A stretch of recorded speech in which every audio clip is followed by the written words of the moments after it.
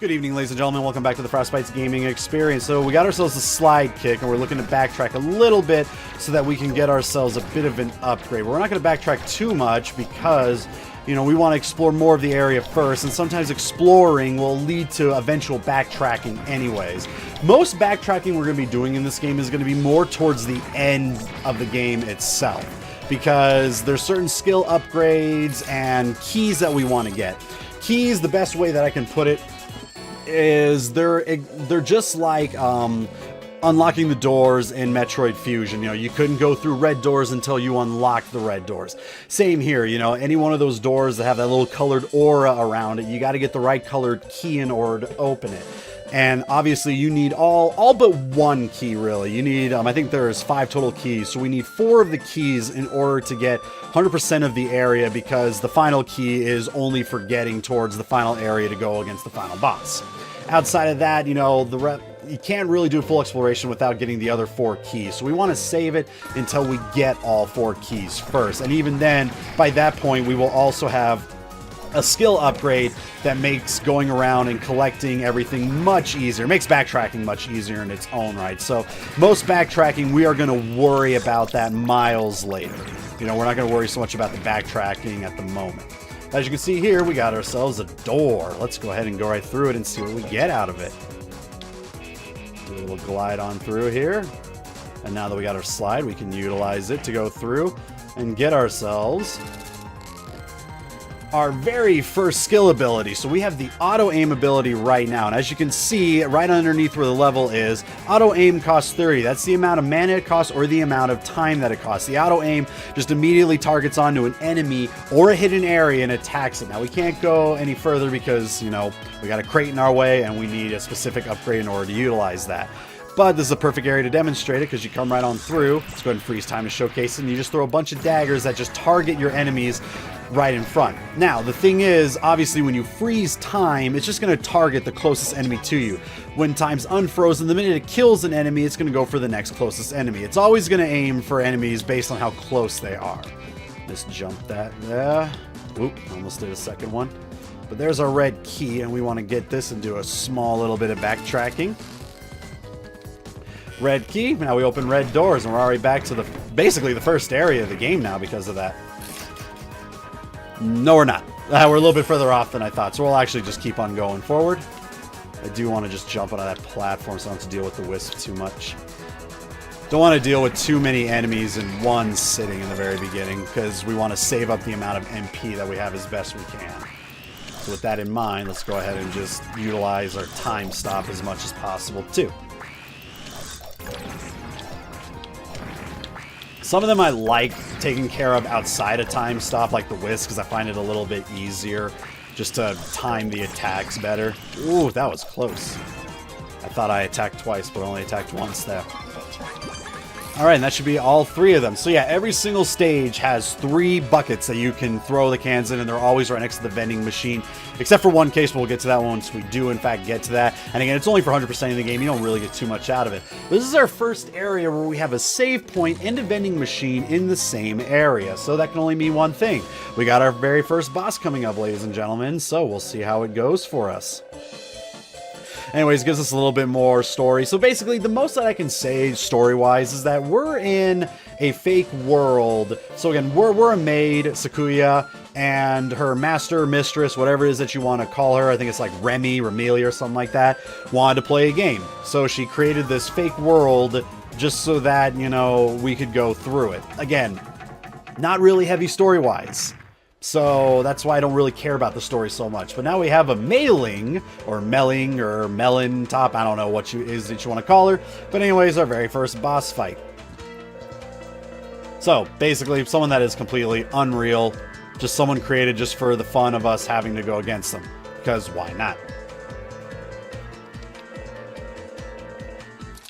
Alright, so in order to deal with her, we're going to freeze time a lot and just get a bunch of easy shots in on her. She's going to do a little mini Kamehameha wave at us, a little key attack. She'll jump on through, launch a bunch of them. You just run the other side and you're pretty good to go. She does this diving kick ability. You can dodge 1 of 2 ways. You can dodge it the way I just did it by jumping over. You can go through, duck, freeze time, get a couple more attacks in, call it good. Every time she does an attack, though, that hits the bridge, water spouts out. Because of that, you know, if you're freezing time, the water is going to stop you. So definitely keep in mind of that when you're utilizing the freeze ability. Ooh, got the graze out of it too. Feels good. Just gonna do it again. Now the reason why we keep freezing time is because, as you just saw right there, she does in fact use a guard in order to stop our attacks. You can also just get a couple hits in when she's, you know, by slowing down time. I like to use the slow down time for this. Ooh, for big Kamehameha wave. Every single boss has their own little, like, limit break attack, whatever it is that you want to call it, really. Final attack, you know, pinch attack.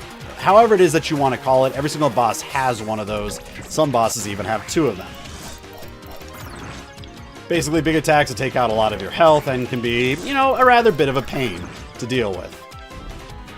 And she should be doing another one relatively soon, so we'll go ahead and just get ready for it as we let our time ability stack up. Get some more knife throws in. Should be relatively close to getting her down. Main reason, again, why we want to do it in the time freeze is because she has the ability to block our attacks otherwise. You can get some knife attacks in, but not too many.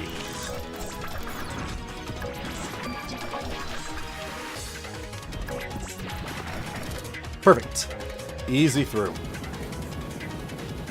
And that's our first boss down. The thing about bosses is that, you know, when it comes to the bosses in these games anyways, it's all about the patterns and the strategies, obviously. I gotta say, aside from one boss, every boss that I had to go to in this game, I died to at least one time. Some of them I died to twice. One in particular I died to more times than I'd like to admit. There was only one boss in this entire game that I was able to beat on my first go-around. And a lot of what, you know, would cause me to lose to them were those pinch attacks, or those limit break attacks, basically. You know, you get them with that certain health, and they're like, okay, gotta use this attack now. And it really worked, because it completely threw me off my game whenever they would use those attacks. And if you don't know how to strategize for it, it takes out a good chunk of health. That one boss fight that we just went through, for example, if you do not dodge that attack of hers, I think it's like half of your health. Probably maybe even a little bit more. All I know is that it easily took care of me. Damn, that sucked. I thought I got her dead.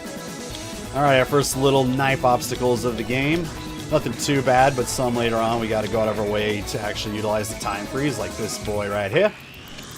And even this boy right here. Perfect.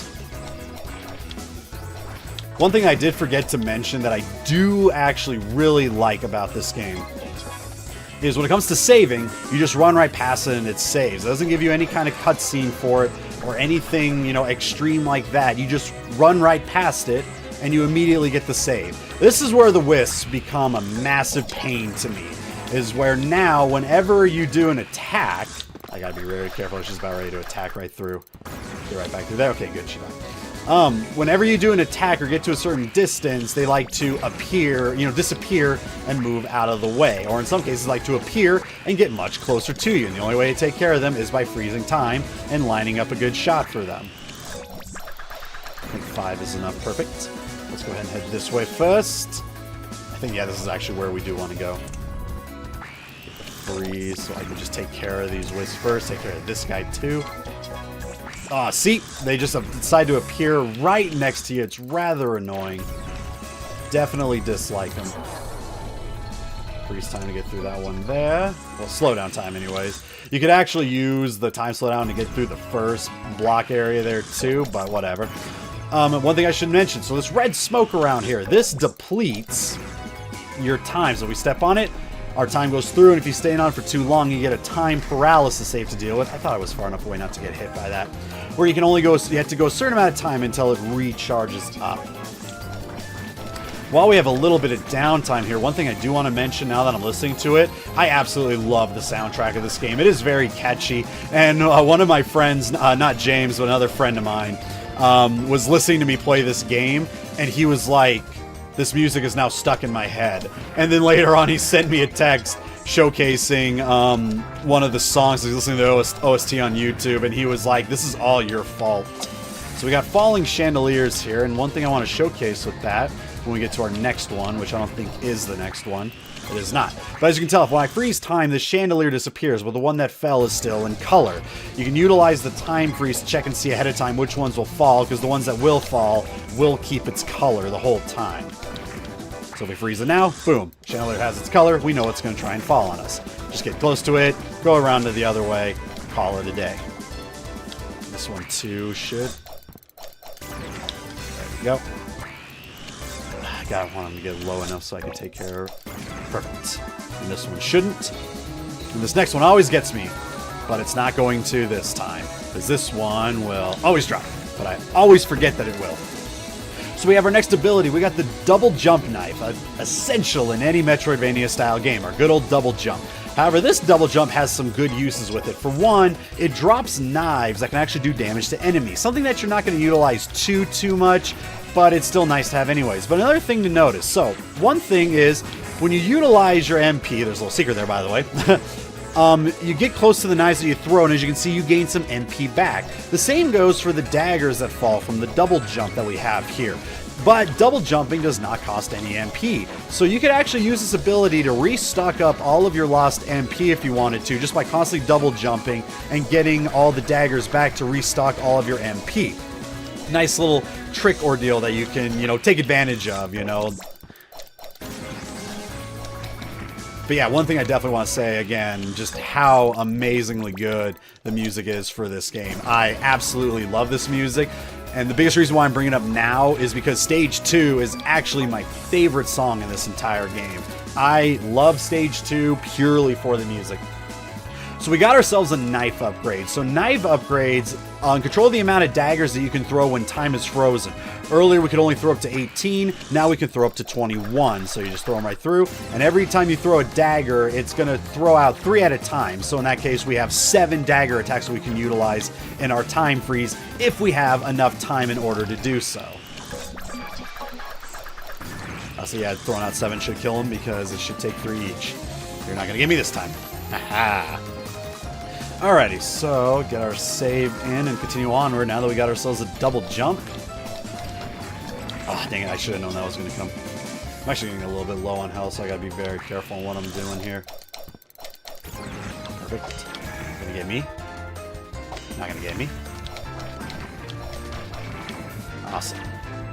That one does not go. These fairies that are like little dusters only hit you by actually going up and hitting you. The other ones throw out some kind of, these ones throw out some kind of little spirit thing. I don't know what it is, but it hurts. Especially in the early portions of the game. When again, you don't gain any HP, which is, it's usual when it comes to most Metroidvania style games. You have to go out of your way and collect the health upgrades in order to utilize those. We're going to go right through here, get ourselves an HP boost and some MP back, and get our next can. Oh, it was actually really good to me this time. This is not going to kill both of them. It's only going to kill one of them. Excellent.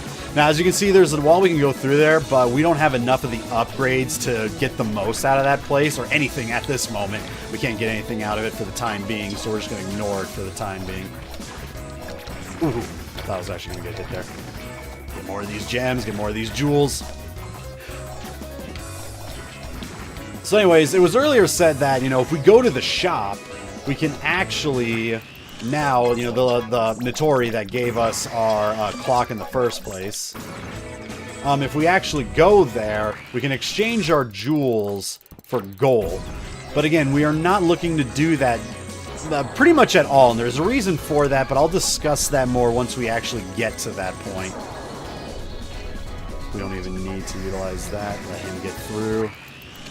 I hate those little, I call them, what is it that I know them as? I don't even remember off the top of my head. There's those weird little plant deals. There's a card game, an online card game I played that had one of them, but I forgot what they were called, but it was like a staple in every single deck. For good reason, too. It was a very annoying card to deal with. Mandrake, I think is what they were called, actually, in the game. Alrighty, so we got ourselves our next little area here. And let's move on. You don't actually need to go through the warp areas in order to use them, so we don't have to worry about them whatsoever. Another thing that I did want to state now that I'm remembering to bring it up. So I was talking about how much I love the music earlier. It's so great. One thing that I don't love, however, is whenever you freeze time, you also freeze the music as well. Now, it doesn't skip the music, so if like, say for instance, this is my favorite part of the song, it doesn't skip over it at all. So, when you unfreeze, it just goes back right to what it is. But it kills, like, to me, the mood, of the area whenever you have to freeze it constantly. When it's your favorite song, you don't want to freeze your favorite song in the middle of it, especially when it's your favorite part. You want it to keep going. I kind of wish that they would, obviously not do that, but what can you do? It's a small little nitpick deal, and it's not really even a big one either. It's just something that's, a little obnoxious to me, because it's my favorite song, and I want to just keep jamming out to it. But with that stated, ladies and gentlemen, we're going to have to call it a part right there, so I do hope you enjoyed the rest of your evenings. We'll catch you all in the next part.